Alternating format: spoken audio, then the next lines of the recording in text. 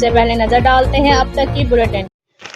X assistant commissioner تحصیل نورپور تھل چودھری احسان اللہ نے اپنی تعیناتی کے دوران قطری شہزادہ عبدالہادی مانا الحاجری کو دورہ نورپور تھل کے موقع پر شہریوں کے درینہ مسائل سے آگاہ کیا تھا، جس پر امیر قطر شیخ تمیم بن حماد الثانی کی طرف سے عطیہ کردہ واٹر فلٹریشن پلانٹ کی محلہ دبسڑی میں تنصیب عمل میں لائی گئی، جو کہ طویل عرصے سے چالو نہیں ہو سکا تھا۔ حال ہی میں تعینات ہونے والے اسسٹنٹ کمشنر محمد محسن عالم کی خصوصی دلچسپی کے نتیجے میں مخیر حضرات کے تعاون سے نورپور تھل واٹر فلٹریشن پلانٹ کو باقاعدہ چالو کر دیا گیا ہے، جس پر عوامی سماجی حلقوں نے اسسٹنٹ کمشنر محمد محسن عالم کے اس عوام دوست اقدام پر انہیں زبردست خراج تحسین پیش کرتے ہوئے کہا ہے کہ اسسٹنٹ کمشنر موصوف کی طرف سے نکارہ واٹر فلٹریشن پلانٹ کی ضروری تعمیر و مرمت کے بعد فنکشنل کرنے سے اب شہر کی گنجان آبادی کو پینے کے صاف اور میٹھے پانی کی سہولت میسر آئے گی۔